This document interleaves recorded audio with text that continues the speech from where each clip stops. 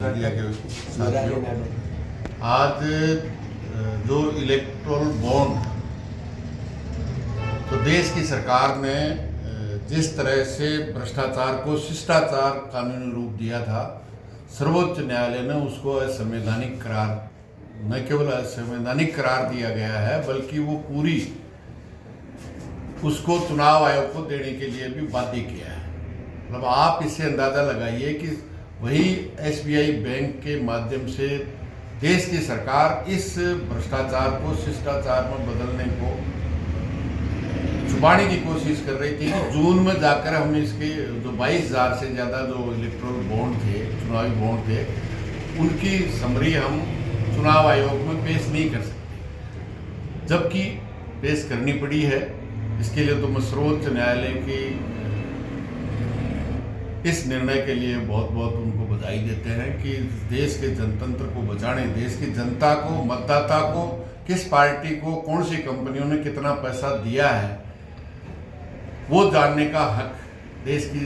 हर मतदाता को है। और भारतीय कम्युनिस्ट पार्टी मार्क्सवादी वो पार्टी है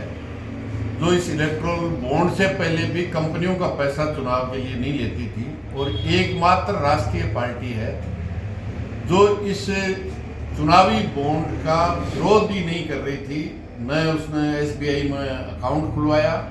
न एक बॉन्ड लिया, और वो पहली पार्टी है जिसने सर्वोच्च न्यायालय में इसके खिलाफ रिट याचिका दी है। बाकी एडीआर वगैरह बहुत सी संस्थाओं ने दी है, लेकिन मार्क्सवादी कम्युनिस्ट पार्टी है जो राष्ट्रीय पार्टी है, उसने सर्वोच्च न्यायालय में इसके खिलाफ दिया है। ये पहली पार्टी है। निश्चित रूप से जिस तरह का अभी भी जो कोड नंबर देने थे, मैं समझता हूँ सर्वोच्च न्यायालय ने फिर एसबीआई बैंक को इस बात के लिए पाबंद किया है कि 18 तारीख तक वो कोड, बार कोड भी देंगे जिससे कौन सा बॉन्ड किस कंपनी ने लिया है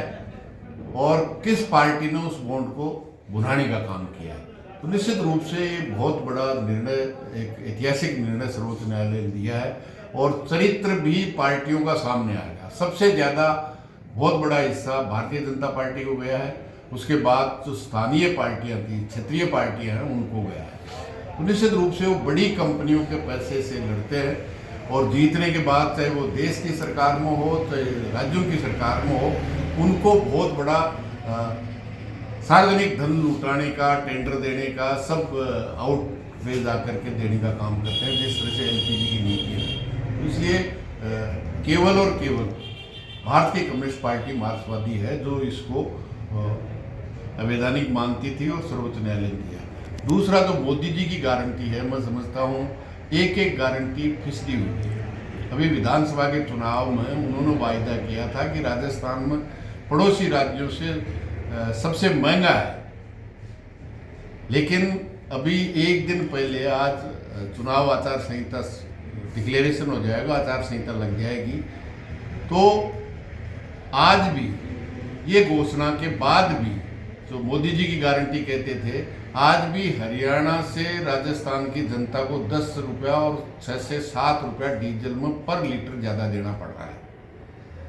और केंद्र सरकार जो $113 प्रति बैरल आज से 7 महीने पहले था, वो रेट लगातार 7 महीने रही है और उसका नतीजा ये है कि कम से कम 75,000 करोड़ रुपए की जेब देश की जनता की इस जो बाजार के हवाले किया गया था। पेट्रोल और डीजल की, क्रूड ऑयल की रेट कम होगी तो जनता को कम चुकाना पड़ेगा, ज़्यादा होगी तो ज़्यादा चुकाना पड़ेगा, लेकिन कम होगी 113 से 83 हो गई, लेकिन 75,000 करोड़ की जेब काटने का काम किया और अब 2 रुपया मात्र कम करने का काम किया है। मतलब कंपनियों को मालामाल करो, और यही काम उन्होंने हर जगह, चाहे वो 2 करोड़ को हर साल नौकरी अगर 10 करोड़ को देते तो मैं समझता हूँ देश में सबसे बड़ी बेरोजगारी नहीं होती। काला धन से 15 लाख रुपए देने की बात कर रहे थे, किसान की आय दुगुनी करने की बात कर रहे थे। एक कदम भी पीछे आगे जाने की बजाय पीछे जाने का काम किया, केवल कंपनियों को मालामाल करने का काम किया है। आज उसका आप और हम देख रहे हैं कि 10 साल शासन के पूरे हो रहे हैं और गौतम अडानी न केवल देश का बल्कि दुनिया के नंबरों में आ गया। क्योंकि कुछ मुट्ठी भर लोगों के पास जितनी संपत्ति देश में है वो इस देश की 70% आबादी के लिए नारे दिए जा रहे हैं, अमृतकाल है, विकसित भारत है, जबकि 140 करोड़ 130 करोड़ में से 80 करोड़ को आज भी 5 किलो अनाज दे करके उनकी भूख मिटाई जा रही है। तो मैं समझता हूँ ये तमाम जो गारंटियाँ थी केवल लोगों को भावनाओं से खेलने का काम देश की सरकार ने किया है। निश्चित रूप से आने वाले इस लोकसभा के चुनाव में ब्याज सहित प्रदेश की और देश की जनता उनको चुकाने का काम करेगी और अपने हक अधिकार, जिस तरह से संविधान, संवैधानिक संस्थाओं को ईडी और सीबीआई से एक एक विरोधी को जेल में डालने का या भारतीय जनता पार्टी में शामिल करने का, आज तक तो कहते थे कि भारतीय जनता पार्टी में कितना भी भ्रष्टाचारी जाएगा तो उनकी वॉशिंग मशीन में वो शुद्ध हो जाएगा, लेकिन मैं समझता हूँ कि अब तो Bharatiya Janata party washing machine के साथ साथ कूड़ादान भी हो गई। तमाम पार्टियों का जितना कूड़ा है वो कूड़ादान में भारतीय जनता पार्टी की रूपी कूड़ादान में है। ये सब का हिसाब ब्याज सही चुकाने का काम देश की जनता करेगी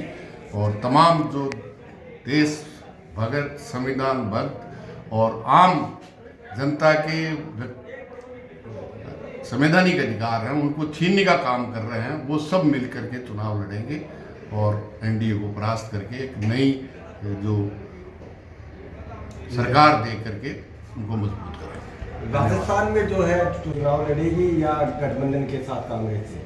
पूरे देश में इंडिया गठबंधन है जो धर्मनिरपेक्ष, वामपंथी धर्मनिरपेक्ष दलों का मिला करके जो इंडिया गठबंधन है, वहाँ से जो भी निर्णय होगा निश्चित रूप से अधिकतर संभावना यह है कि इंडिया गठबंधन से मिलकर ही चुनाव मार्क्सवादी कम्युनिस्ट पार्टी। माकपा राजस्थान में कितनी सीटों पर चुनाव लड़ेगी? हमने 3 सीटों का प्रपोजल दिया था, सीकर, चूरू और गंगानगर, और हमारी है कि इनमें से एक सीट इंडिया गठबंधन में। और इंडिया गठबंधन ने भी तय किया है कि जो इंडिया गठबंधन का घटक जिस राज्य में सबसे मजबूत है उसकी जिम्मेदारी है कि समान विचारधारा के उन तमाम लोगों को भी गठबंधन में शामिल करे। मैं समझता हूँ सीपीएम, आरएलपी और आदिवासी भारत आदिवासी पार्टी, ये